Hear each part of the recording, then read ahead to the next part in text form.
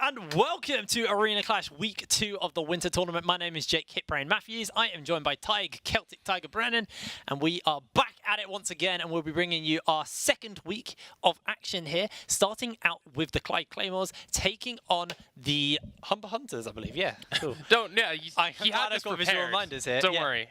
I had it written down, but I had it like upside down, and I was like, I can't see. But yeah, Can you not read upside down? not like a 90-degree angle, like it's quite awkward, like inside the table. Gotta get like a set of mirrors going. Yeah, that's what I need, really. You can see it's going to be freezing back into Nightingale again. Oh, it looks like he might not be able to get that, though, as the chains are on. In comes the damage, in comes the sigil. They're pulling him back, looking for the execute. The fear beyond death, not going to be enough to come through quite yet, as he's burning out. The ignite is ticking down. Nightingale makes it out with just a sliver of HP, and they do not find the kill.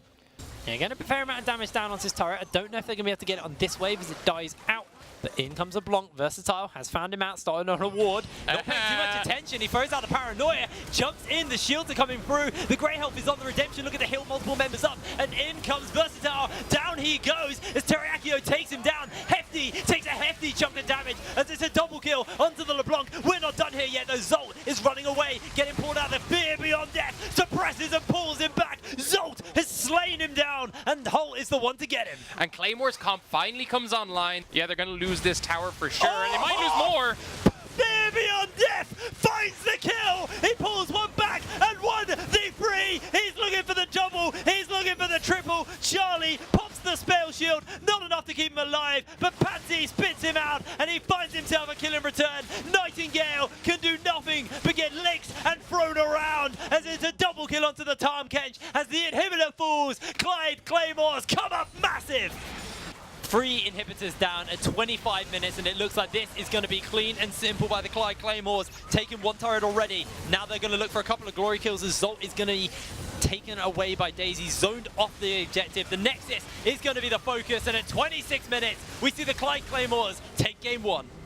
He's looking for one of the Versatile. Versatile leaps back, headbutt pulverize lands into 2. Here comes the call of the Forge God. Gobbles up 1. The Scatter of the Week comes through. Teriyakio does have that unleashed power, but he's in for a bit of trouble as he is going to look to go down. Cow is out, but it's a 1-for-1 trade. Europe is low. He gets taken down by the Ord. Nightingale shuts him down, and it's a 2-for-1 in favor of the side of Hunters. But no, we are not done. Unstoppable Force. Hot dives in. That's going to be 1. Make it 2 as he's got himself a double kill. Killer Instinct by Charlie is able to answer out for more. He's got Zolt to work with, but they're still so low. Suppressing them in, gobbling them up. Zolt jumps back, flips him out with the Shuriken flip, and it's a shutdown to Patsy. Clyde turn it around the last minute. Zolt jumps in, gets himself a lot of damage. Europe goes golden, trying to stay alive for the moment. Can we see the turnaround? He's got the shield, the ignite comes through. That's 1, but a 4-man Scatter of the Week. Absolutely huge as a shutdown onto the Syndra. Charlie Superfan forced the shield up, and Versatile jumps in underneath the turret, gets suppressed, gets gobbled, gets killed as he's going. The GA will be popped here. Hefty is going to try and tank this turret to stay alive, and Patsy doing everything to make sure they can't chase for more. Nightingale misses out on the stun.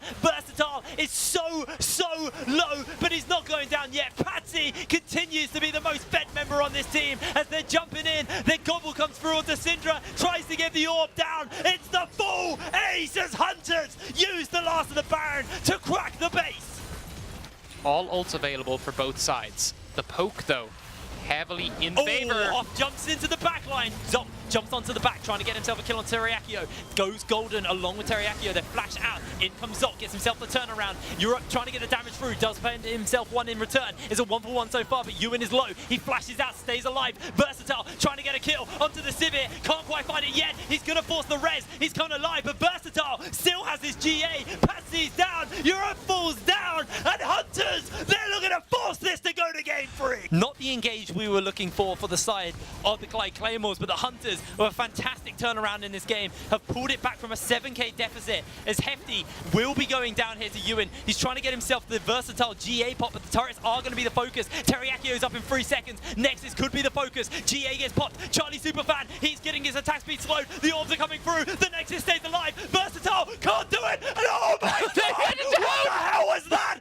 Claymores, stay alive. 700 HP on the Nexus. We are not done. Oh, they're running in on the hunt. They're trying to pull him back. That Impale goes through, and Charlie Superfan forced to go golden. Call of the Forge got dead, but the Boomerang Baron Blades enough to find 1 kill already. As Teriako gets one. Watch They are melting through them. Humber Hunters are just bleeding out, are just falling down. 3 members fall, and Zolt is the only one who stands. Zolt tries to get himself onto Europe, but I don't know if it's going to be enough. A teleport is connecting through. The Twilight Shroud is there. Europe is low, gobbled up by Passy. Hoff comes through. The autos are there. Zolt jumps back, and Europe takes him down. The ace is through. Clyde Claymores 2-0 over the Humber Hunters. It was close, but it wasn't pretty, but they're able to do so. The next is Falls at 41 minutes. We will be bringing you our second game of the day, which will be the Bristol Smugglers taking on the Cardiff Saints.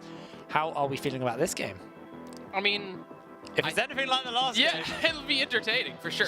That's what last week delivered on, so I'm hoping this continues that form. I don't have much of a voice left after the base race from the last game, so yeah. Whew.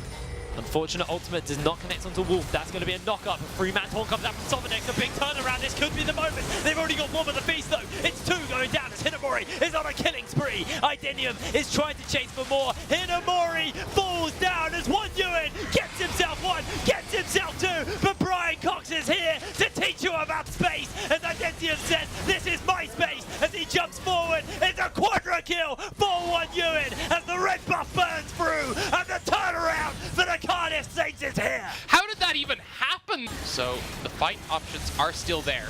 Well, they're looking to chase in. In comes the teleport. Tidal Wave is going to land on the 1-2-3. Bubble into 2 members. Then chase it up for more. Fear Beyond Death flees in as Idenium has flashed in. The taunt comes down. The chain CC is just disgusting. A 4-man knockup from UC means diddly squat as Sobonex gets himself a double kill. Now they've seen him. UC's popped that Righteous Glory just to get that movement speed, but in comes Jez. In comes the backup. Professor Brian Cox. He just had something against Kentucky Fried as he takes him down for yet a 6th time. And now Identium's trying to chase on the corrosive charge. The lantern back to safety. In comes the taunt from Sobonex, but this time it's only under 1. Wolf with a double distortion forward. Great Ultimate does connect onto 1 though, and in comes 1 Ewan. He's looking to cut through members. This is going to be a 2-for-1 already. Now Hinamori trying to pump that damage out with the crit from the KD saves. It's just so big, and Saints peel away. Oh, Brian Cox! Heroic Engines is coming through, but the lantern will bail him out. Identium flips out 1, but in there's Ewan. Oh my god, he's just deleted Ewan! Identium gets a 4-man fear off of the Fear Beyond Death, but Hinamori is slicing and dicing and jumping and cutting through members left, right and centre as Wolf with the chains onto Rukoi. It's still not done. They're chasing the play, comes out and Wolf is unstoppable! He's just scared. I would be scared of this as well, barreling towards you. 11k up, hook lands. You have no flash, but you do have a GA. But you're inside the box. The taunt is going to land onto 1, followed up by the knockup, and the shutdown comes through. Hinamori's able to get it. They're looking for more at this point as Ruki is going to take a lot of damage from the Lucian. It's going to be a kill already for the side of Wolf. 2 members down. The turret will be the focus. And at 37 minutes, Bristol Smugglers take down the Nexus and take down the Cardiff Saints.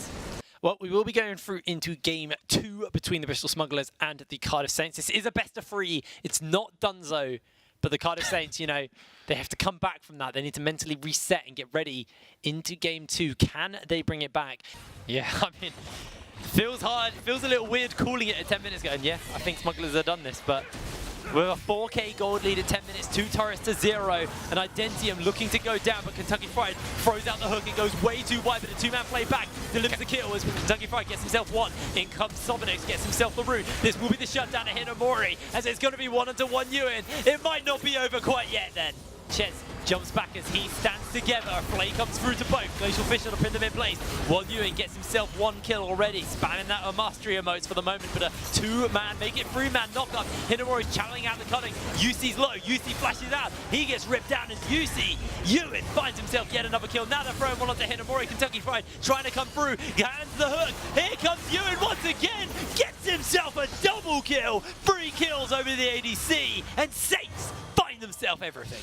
Wolf does need to be careful. Scatter the weak, lands onto 2, gets some damage down, unleash power. Oh, Wolf! 1 last caress comes out from Ruki, and he gets his way out, but Wolf ignited out and is very, very low, but he's still okay. The teleport's coming through behind, and they have been caught between a rock and a hard place, or an undead monster, and a big man with a mustache. Professor Brian Cox throwing down the damage, throwing out the hurt. The scatter the weak is here. Professor Brian Cox stays alive, and a hook lands onto him, but Kentucky Fried cannot get out. In comes the rise of the Realm Warp, and Where are he's you going? just gifted into the Light Swinger. Down goes one. Hinamori gets himself a double kill, and Identium is running away.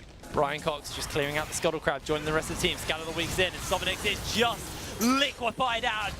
Hook lands out by Kentucky Fried onto a minion, not the target they need, as the second base turret is going to get cracked. Inhibitor getting started up here. 23 minutes on the clock, and it looks like the Smugglers are looking to close this out right here, right now. I don't think the wave clear is strong enough for the Saints to be able to hold fast here into the Baron. Hook lands onto Ches, and now Ewan needs to make some kind of a miracle happen, but the Red Smite is just so impactful. He's cut down and shut down. Down goes another one as he gets himself a pick onto Kentucky Fried. The turrets are going to be the focus, and at 23 minutes, the Bristol Smugglers are going to focus off the Nexus, take it down, but Brian Cox wants a couple of glory kills. He wants more. Down goes the Nexus, and the Smugglers 2-0 over the Saints.